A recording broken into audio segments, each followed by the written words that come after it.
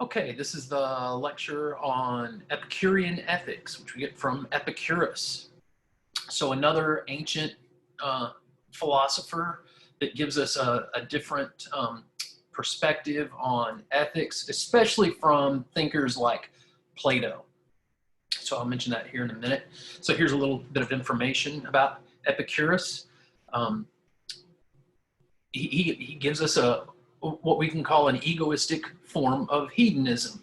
Now, when most people hear hedonism today, they think of getting as much pleasure as you can, like the most amount, like the idea of life is to get as much pleasure as you can. So I ought to enjoy as much food as I can and as much drink as I can and as much entertainment as I can. But that is not what Epicurus originally had in mind. That idea of the Epicureanism, which we tend to associate and do associate with culinary delights, good food, is basically the exact opposite of what the original Epicurus had in mind. So it is a form of hedonism. It says, and this is one of the things that makes him different than thinkers like Plato. He did think that hedonism is the only thing that's intrinsically good, and that what we ought to do is try to fulfill our own pleasures, our own desires. So that's very different than somebody like Plato, for example, whose view of reality is that it's not the desiring part of human beings or human nature that is most distinctive about human nature, but it's our capacity for, basically reason. And that reason is what taps into those universal forms that are abstract ideas that constitute reality, according to Plato. Epicurus was much more naturalistic and materialistic thinker, and materialistic in the sense that what exists is the physical world, whereas Plato and Socrates thought that the physical world was just an instantiation of what was most real, these abstract ideas. And so you get that idea in Plato's theory of the forms, and it's the allegory of the cave in Plato's Republic is used to illustrate those notions. So Epicurus is pretty different than one of the three main thinkers in ancient Greek philosophy, Plato, or Plato and Socrates, really. So again, we can think of this as a kind of virtue ethics, is involving virtues and vices rather than primarily focused on providing a normative standard for distinguishing permissible from obligatory and prohibited actions. This is more about character traits again. And again, we can think of Rick and Morty here. The idea is to achieve eudaimonia. And so what sorts of practices and what sorts of dispositions do I need to cultivate myself in order to achieve eudaimonia? And of course, eudaimonia means different things to the Stoics and to Epicurus and people like Plato and Aristotle. So you need to be careful not to equivocate different conceptions of eudaimonia, right? And so for Epicurus, pleasure is eudaimonia, which is different than, say, excellence of function in Aristotle or a well-ordered soul in Plato, inner balance, right? Or even the Stoic notion of tranquility. So in Rick and Morty, let me back up there. In Rick and Morty, there's a lot of sadness. Really, Rick is very sad. Morty is often very sad, and each member of the Smith family really, has something that is in their life that makes them less than fulfilled. And so we can ask ourselves, like we've done with other theories, what would Epicurus tell the Smith family to do in order to achieve happiness? And his answer is the 4-part cure. So if you've seen the Meeseeks episode, you've seen how each member of the Smith family tries to achieve happiness through, Beth being a more complete woman, right? She's sad in her marriage. Jerry wants to improve his golf game and thinks that that'll make him happy.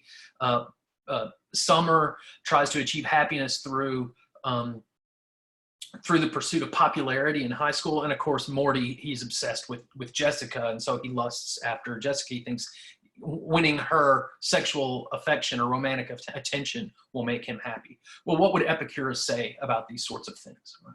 And how would he advise, how does his theory advise us to go about achieving eudaimonia?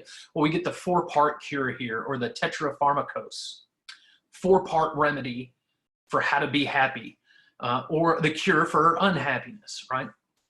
And so these are the four basic pillars of Epicurus's ethics. Don't fear the gods. Notice he's not denying the existence of gods there. He's just saying we shouldn't fear them. We shouldn't worry about death. He says what's good is easy to get and what's bad is easy to endure, right? And so right off the bat here, we get a little bit of, we're already seeing a little bit of a difference between Epicurus's egoistic hedonism and the kind of hedonism we usually think of, you know, just pursuit of as much pleasure as possible. Because he's saying what is good, pleasure is the intrinsic good, is easy to get. Epicurus is really going to give us an ethics that's about trying to reduce the number of pleasures that we pursue and to pursue easily acquired ones, and that's how we become happy. In other words, we should pursue simple pleasures, not extravagant luxuries, right?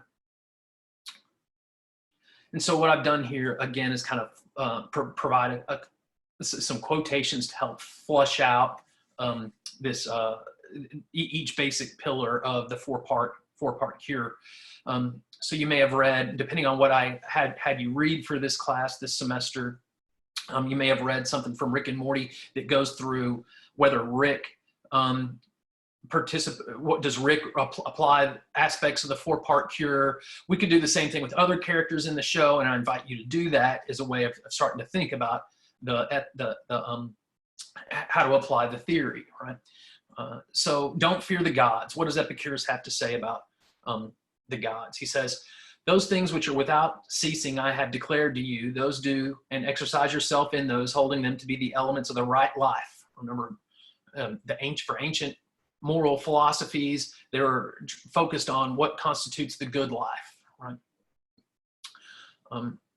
He says, first, believe that God is a living being, immortal and happy, according to the notion of a God indicated by the common sense of humankind. Of course, he's not talking about Christianity here. He's talking about the gods of the ancient world, the ancient Greek world, right? And so of him, anything that is at agrees not with about him, whatever may uphold both his happiness and his immortality. For truly there are gods, and knowledge of them is evident, but they are not such as the multitude believe. In other words, the masses, most people do not have a correct understanding of the gods. He says, seeing that people do not steadfastly maintain the notions they form respecting them. So he's pointing out a difference between what people say the gods are like versus how the people behave with respect to gods, right? He says, not the person who denies the gods worship by the multitude, but he who affirms the gods, what the multitude believes about them is truly impious, right? Piety is usually abiding by the dictates of the gods. Impiety, going against God's will. For the utterances of the multitude about the gods are not true preconceptions, but false assumptions. Hence, it is that the greatest evils happen to the wicked, and the greatest blessings happen to the good from the hand of the gods, seeing that they are always favorable to their own good qualities and take pleasure in people like to themselves, but reject whatever is alien and not their kind. So he doesn't think people behave. He doesn't think that people really behave as if the gods reward what's good and punish what's bad.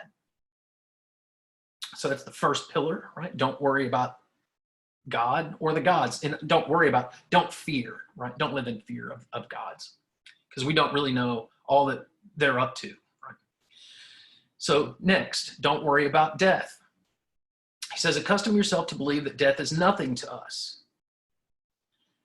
For good and evil imply awareness, and death is the privation of all awareness. Therefore, so that it's nothing. In other words, we cease to be, in his view. Therefore, a right understanding that death is nothing to us makes the mortality of life enjoyable. Not by adding to life an unlimited time, like in the afterlife, but by taking away the yearning after immortality. So in other words, we shouldn't strive or concern ourselves with or hope for immortality. That's not what happiness does. You're always going to be looking for something else, right? So for life has no terror for those who thoroughly apprehend that there are no terrors for them in ceasing to live. So death is not a bad thing, really. Foolish, therefore, is the person who says that he fears death, not because it will pain him when it comes, but because it pains him in the prospect. In other words, it pains him now. Whatever causes no annoyance when it is persistent causes only groundless pain in the expectation. Death, therefore, is the most awful of evils, is nothing to us, seeing that when we are, death is not come, and when death is come, we are not. It is nothing, again, repeating this idea, right? Then either to the living or to the dead. For the living it is not, and the dead exist no longer. But in the world, at one time, people shunned death as the greatest of all evils, and at another time choose it as a respite from the evils in life. The wise person does not deprecate life, nor does he fear the cessation of life. In other words, death. So don't get preoccupied with the fact that you are going to cease to exist one day. That expectation is what is a blockage to our own happiness. And then Epicurus, as I mentioned, he's a hedonist, and so he's got a particular view of power. Excuse me, not power, pleasure. Thinking about the last lecture I recorded. So he's going to give us 3 different types of pleasures. He's going to divide them up into categories, right? So he says we must also reflect that of desires, some are natural, so that's the first category. Others are groundless, and that of the natural, some are necessary as well as natural, and some are natural only. And of the necessary desires, some are necessary if we are to be happy, some if the body is to be rid of uneasiness, some if we are even to live. He also has a clear, he who has a clear and certain understanding of these things will direct every preference and aversion towards the securing of bodily health and tranquility of mind, seeing that this is the sum and end of a happy life. So that's what the good life consists of, is a healthy body and tranquil mind. So you can contrast the idea of apatheia in the Stoics with Epicurus's notion here. Or really, you can compare them. There's some similarities there. Right. So for the end of all of our actions is to be free from pain and fear. When once we have attained all of this, the tempest of the soul is laid, seeing that the living creature has no need to go in search of something that it is lacking, nor to look anything else by which the good and the soul of the body can be fulfilled. So he's starting to drive at this idea that it's simple pleasures, basic pleasures that are easy to obtain, that are the key to the happy life. So he says, when we are pained, then and only then do we feel the need of pleasure. For this reason, we call pleasure the alpha and the omega of the happy life. It's both what moves us, it's both what motivates us to do things, and the end for which we are acting. So he says pleasure is the first and kindred good. It's the primary or final good then. So we get these 3 types of desires, and I give some examples of each here for you. So first, there are the natural and necessary, that things like food and water, you have to have those are necessary for the body to live. Then we have natural and unnecessary things like expensive food or luxury cars. I didn't have to eat canes today. I could have had a salad or something simpler. I guess that's not really luxury food. I didn't have to go to I don't have to, in order to be happy, I don't really need to be visiting like fine dining establishments. In other words, I just need the right kind of food to keep my body healthy. Right? And then the last category, neither natural nor necessary, things like power, fame, and wealth. So those are, if you look around at our society, that's what a lot of people pursue. And so you can guess what Epicurus would have to say about the state of much of our society in that regard. We're pursuing the sorts of things that will frustrate a genuinely happy life. Right? And then he says, what's good is easy to get. We regard self-sufficiency as a great good, not only that we may enjoy only a few things, but that if we do not have many, we will be satisfied with the few. Be happy with what you have and seek out the small, simple pleasures. Being firmly persuaded that they take the greatest pleasure in luxury, regard it as least needed. If you think that power, fame, and a lot of material goods are the path to success, then you're going to be pained when you don't have them. And that everything that is natural is easily provided, while vain pleasures are hard to obtain. So what's genuinely good for us, what genuinely brings pleasure, are simple pleasures, not extravagant ones. Again, very pretty much at odds with what we usually think of in terms of hedonism. So then more on true pleasure, genuine pleasure. When we say then that pleasure is the end and aim, we do not mean that pleasures of the prodigal or the pleasures of the sensuality, sex, right, bodily, sexual pleasures, right, sensual pleasures, as are understood by to do by some through ignorance, prejudice, or willful misrepresentation. So he's critiquing people who he thinks make a straw man argument of the position that he's advocating here. By pleasure, we mean the absence of pain in the body and of trouble in the soul. It is not an unbroken cessation of drinking bouts or of merrymaking, what we normally think of as hedonism. Not sexual love, not the enjoyment of the fish or other delicacies of a luxurious table, which produce a pleasant life.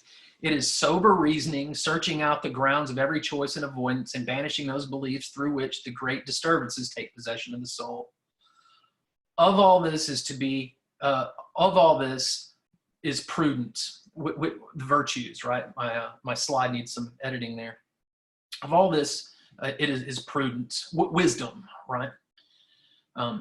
For this reason, prudence is more precious thing than even the other virtues, for a life of pleasure, which is not also a life of prudence, honor, and justice, nor lead to the life of prudence, honor, and justice, which is not also a life of pleasure.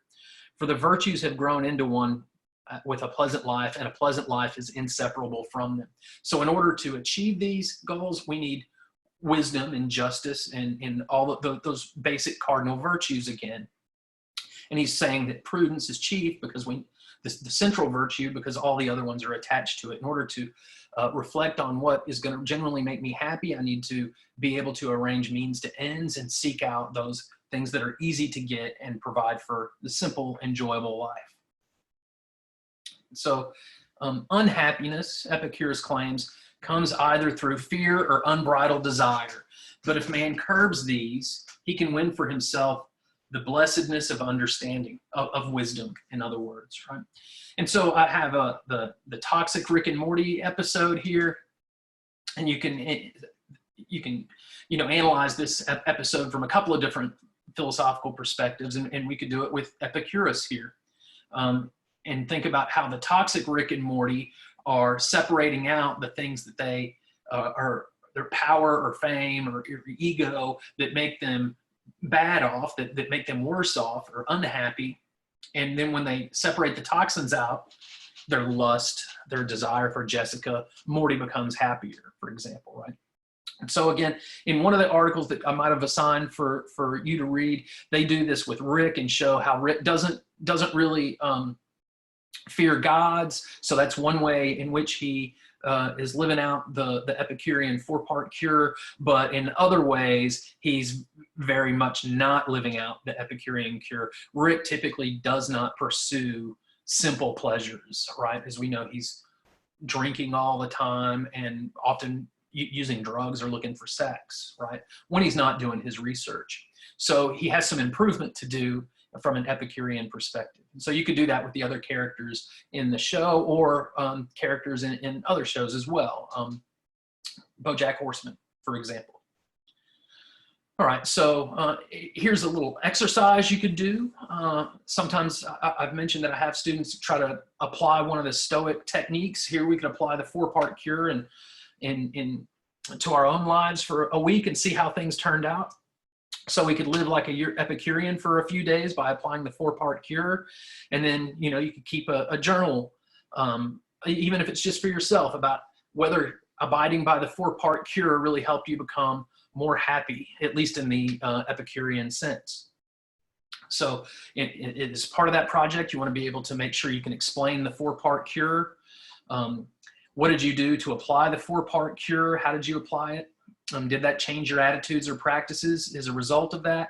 And then was it successful in making you more happy, at least again in the Epicurean sense?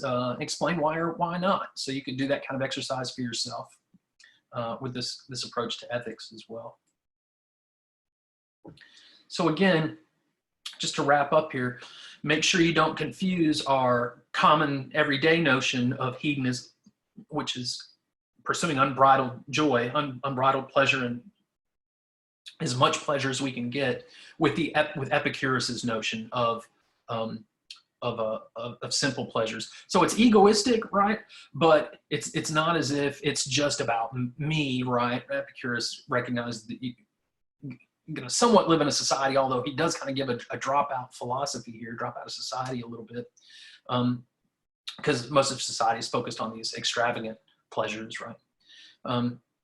So keep that distinction in mind. Again, if you have any questions about what we covered here, feel free to shoot me an email or to post in the discussion forum or bring it up during a live Q&A if we have one for this section. All right, hope everybody's well, and I'll see y'all next time.